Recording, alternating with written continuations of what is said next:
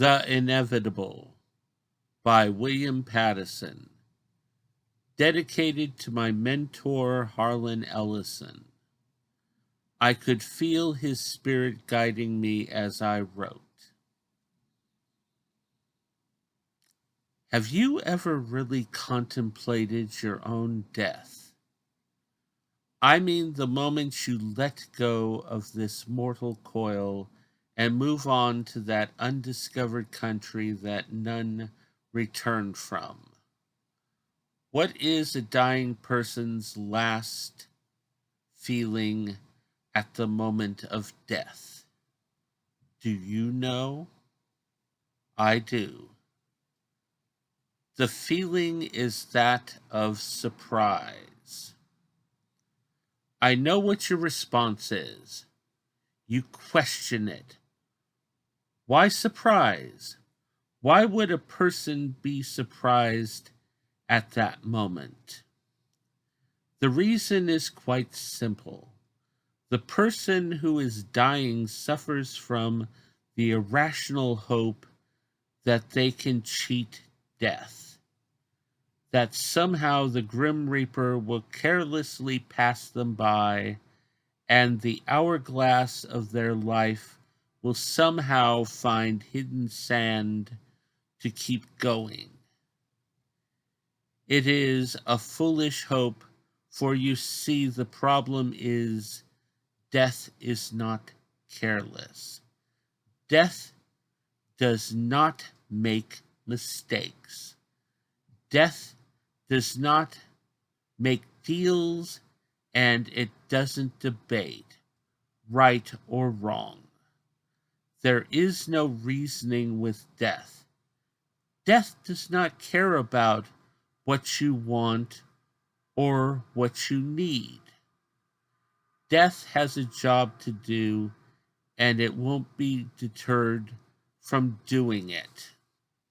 People have claimed to have cheated death, but they are fools. It just wasn't their time, but they arrogantly believed they changed their destiny. What a pathetic joke. You cannot change the inevitable. Death is inevitable. Death has dominion. Immortality is an illusion. Yes, some beings may have longer lives and appear to be immortal, but death is always in the background, and in the end, death will even come for these beings. Angels, demons, gods, humans, animals, worlds, galaxies, universes, multiverses, and creation itself eventually ends. It is the way of things. I can see the look on your face, that look of defiance. Okay, no, not me. I'm going to go down kicking and screaming. Death can't have me. I won't go without a fight. Death won't give you a chance. If it has come to take you, it will do just that. No ifs, ands, or buts. It will just happen, and as I said, all you will get a chance to feel is surprise, and that will be it. Game over. How am I so knowledgeable about this? Why do I know with such certainty that I'm right? I've personally observed death making his rounds. That's how I know. It happened a little over 50 years ago when I was 7 years old. I was in the hospital for an operation, and after I got a nasty staph infection. I had a high fever and was sweating profusely. The boy in the next bed had problems with his lungs and would whistle as he breathed. He had an oxygen mask and a noisily whirring air system. He would periodically get coughing fits and would take off the mask long enough to spit in a bowl on the table next to his bed. It was just a joyous time for me. Every couple of hours, from what I gathered, the nurse would come in and check on us. She kept telling me to try and get some sleep. Unfortunately, sleep evaded me. The problem was quite simply that the noise of my roommate's breathing problem prevented me from falling asleep. I would lay in bed and want the peace and rest of sleep, only to find myself wide awake and uncomfortable in the dark stillness that enveloped both myself and my roommate. The time dragged by and felt endless. But then, to my surprise, I saw movement in the shadows. A figure which was shrouded in black that was darker than the shadows moved with a flowing motion towards my roommate's bed. The thing in black raised its arm, and I saw a flash of pale white as its skeleton-like hand came down and touched my roommate's forehead. Then I heard in a soft voice say, "Rest." And suddenly the whistling breathing stopped, and then an alarm went off. Before disappearing, the cloaked figure turned to me, and I actually saw its skeletal face and glowing red eyes. It pointed its thin finger at me, and from its sardonically smiling mouth, I heard it say, "Not your time yet." Then it simply melted into the shadows just before three nurses came rushing into the room to try in vain to revive my roommate. When they finished, they pulled the privacy curtain around him, like that was going to hide the fact that I was in the room with a dead body. I guess they wanted to keep from traumatizing me. Good luck there. It was hours later when the nurses moved my roommate out and set up the bed for another occupant.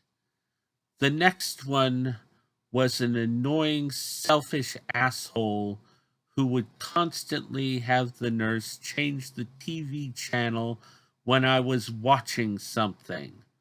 Also, the little bastard snored.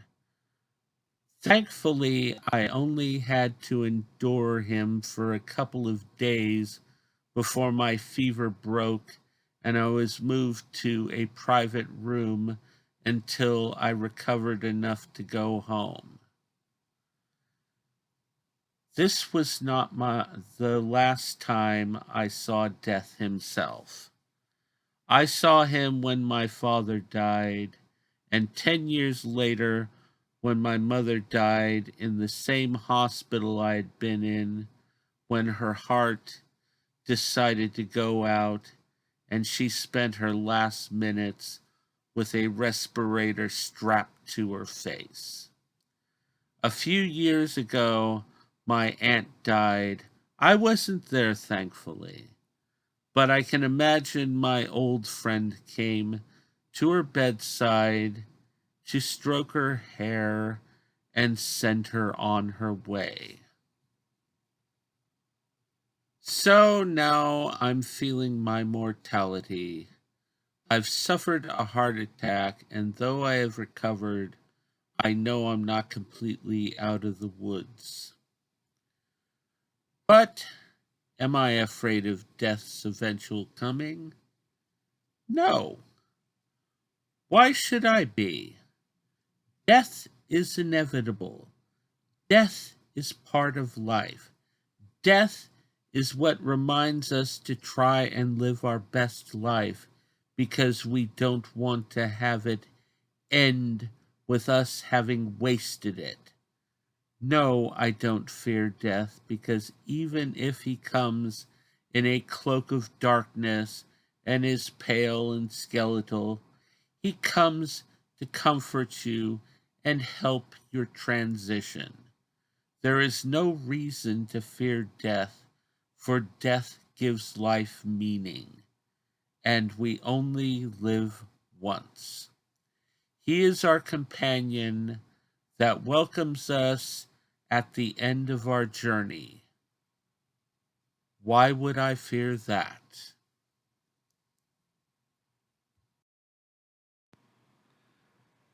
Afterword. Well, Gorin scares everybody. I hope you really enjoyed this audio presentation. This story is actually unique among my short stories in that it is shorter from the others. Usually, my short stories are at least 20 pages long. This story, without the cover art, is 4 pages. Also, it took me 3 hours to write this story. Originally, I had not even planned on writing another story. I was busy working on the prologue to Symphony of Death 5 and really had no plans for anything else. It was just one night about 3 days ago, I had finished watching a television show and got this unbelievable urge to write. I have no answer for why, but I had an absolute urge to write. So I opened my computer and opened the Word program and started writing.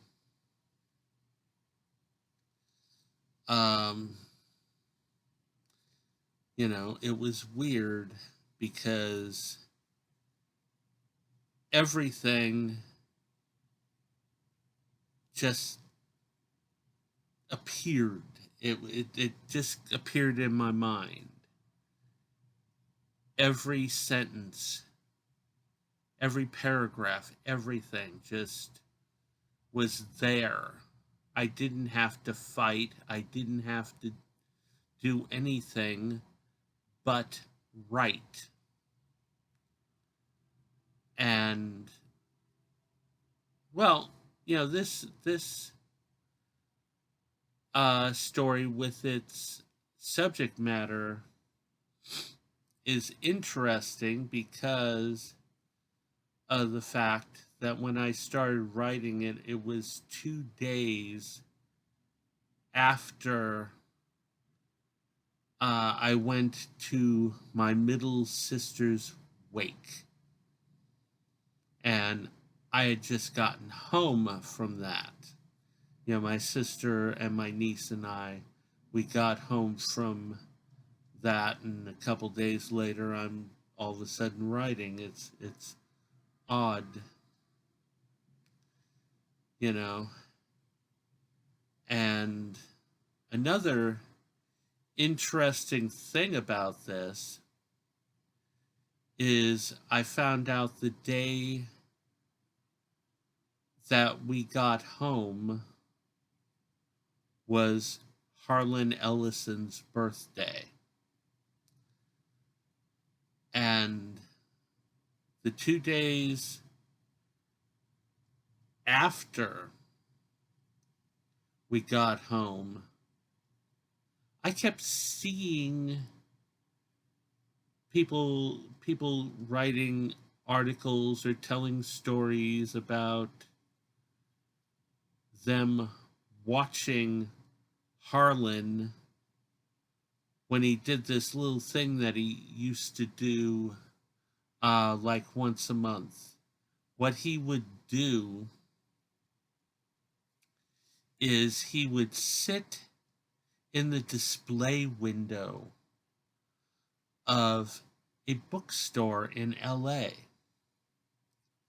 Him with his manual typewriter.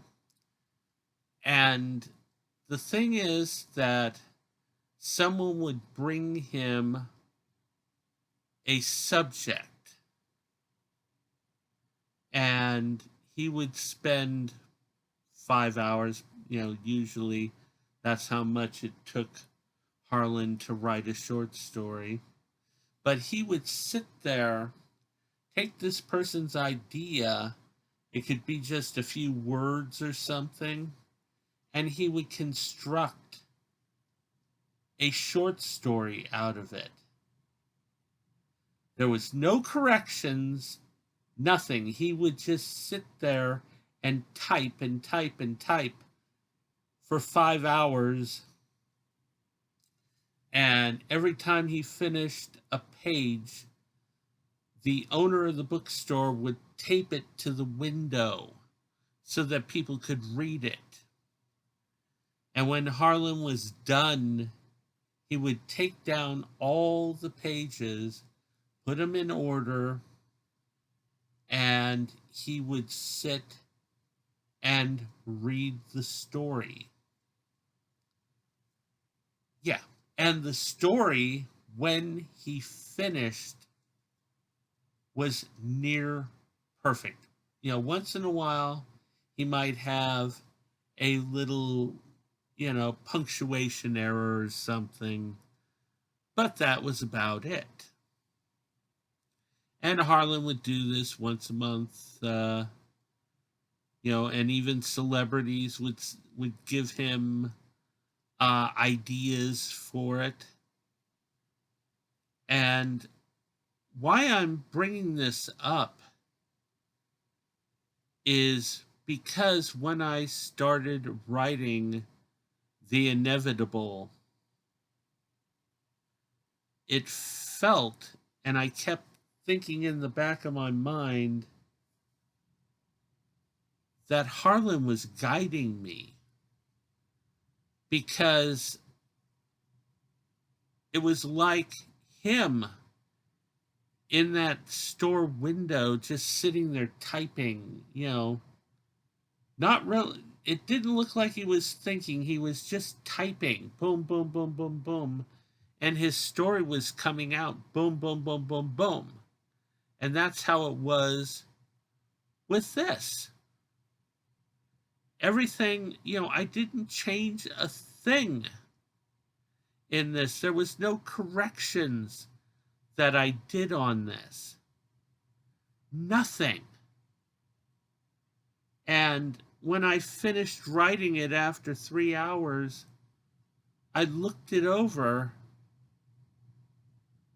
and I was stunned by this. Absolutely stunned.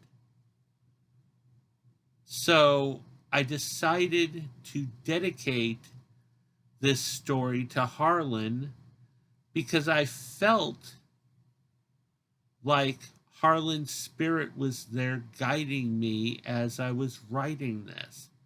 Yeah, yeah, the little angry man was silently in the background, you know, berating me as I was writing this. Yeah, it's hilarious.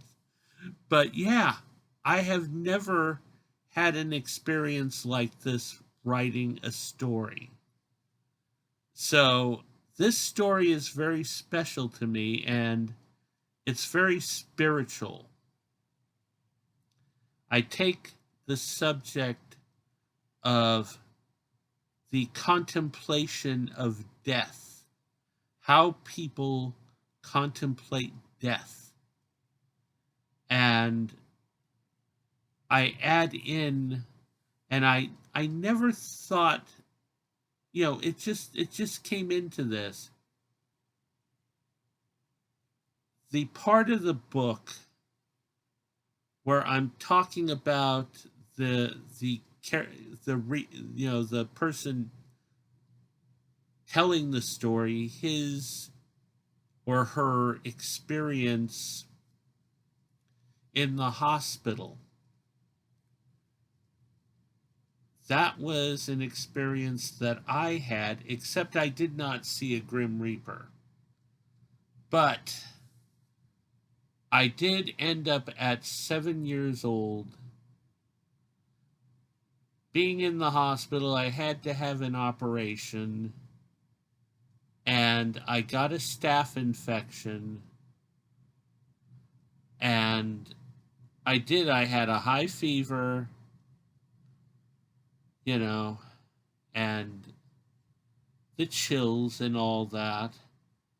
I didn't, in the story, I didn't mention the fact that I had an open incision with drainage tubes coming out of me. Oh my God. But, anyways, yeah, I did have the kid next to me who was on air and he did wheeze when he breathed and he did cough up phlegm or something and spit into the little bowl. And unfortunately, this kid did die that night. He kept me up. I couldn't sleep. I was feverish and I couldn't sleep. It was bad. It was bad because I felt hot and his whistling breathing wouldn't allow me to sleep. So I would sit in the bed in this darkened room and listen to that. And then all of a sudden it stopped. And an alarm came on, and nurses came, and yeah, and I did actually end up spending the rest of the night sleeping next to a bed that had a corpse in it. For the longest time, I tried to keep that out of my memory, but when I started talking about death, that came up and I incorporated it into the story. It's what writers do. They incorporate pieces of their lives into the story. And I did with this. Anyways, yeah, so this is a very special story for me. Very unusual, how it got made. As I said, Harlan, a lot of people, uh, say that I can't say that Harlan was my mentor because he didn't teach me, but yes, he did teach me. I have listened to several of Harlan's lectures. I've read his books. When I was younger in school, I had reading problems, but I fought and read several of Harlan Ellison's books, in school. I mean, it was my refuge from being beaten up in school was the library, and Harlan was a sanctuary for me. I met Harlan once at a dinner.